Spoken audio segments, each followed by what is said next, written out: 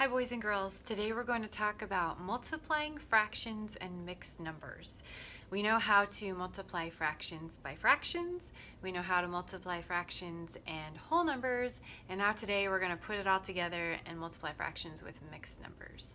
So when we multiply fractions and mixed numbers, what we do is we change the mixed number to an improper fraction and multiply as usual. Before we actually get into that, I want to remind you about how to multiply a fraction by a whole number.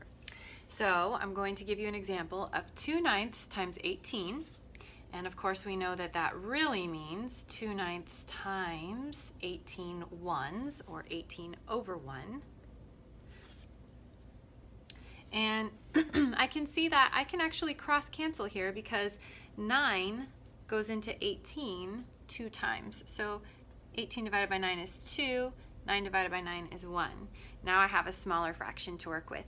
That makes things a little bit easier. So I can do 2 times 2 equals 4, and 1 times 1 equals 1. That's just a quick review of multiplying fractions and whole numbers. The first thing we want to do when we're multiplying fractions and mixed numbers is take the mixed number and convert it to an improper fraction.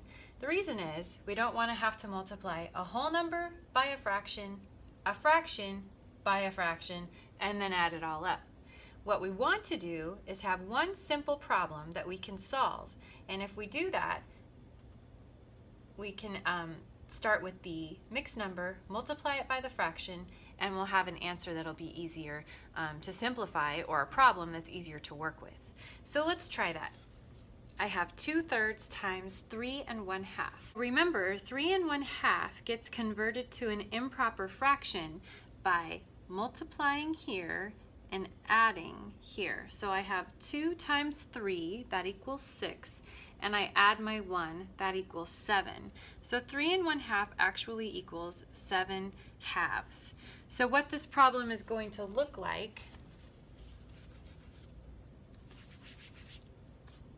is 2/3 times 7 halves, because 3 1/2 equals 7 halves. Okay, so I have 2/3 times 7 halves.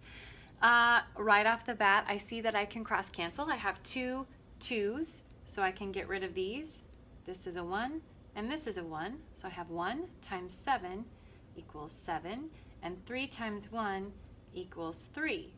Now I have an improper fraction, and I want to make sure I convert that to a mixed number so that I have a proper answer. So 3 goes into 7 2 times, and there will be 1 left over. So that'll give me 2 1/3. So 2/3 times 3 1/2 equals 2 1/3.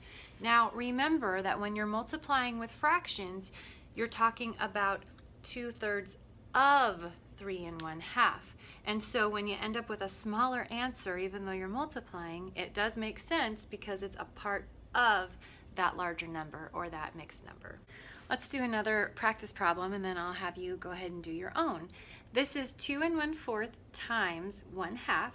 And so what I'm going to do is I'm going to give myself a little bit of room here to make a new line here. And so I'm going to take 2 1/4 and convert that to an improper fraction. So that's 4 times 2 plus 1. That's going to give me 9/4 times 1/2. I can't cross cancel there, so I'm going to go ahead and just multiply, and I end up with 9/8. And then of course 9/8 needs to be reduced or converted to a mixed number because we can't have an improper fraction for our answer. I know that 8 can go into 9 one time, and there will be 1 left over, and so I'll end up with 1 1/8. Now of course we should circle this answer to be clear that it's our final answer. For your practice tonight, I would like you to do 1 1/2 times 2/3. I want you to make sure that you make clear your steps, so show your work here. Make sure you convert your 1 1/2 first to an improper fraction, multiply it just like I've done here, and then take that final answer and convert it back to a mixed number for your final answer, and don't forget to circle it.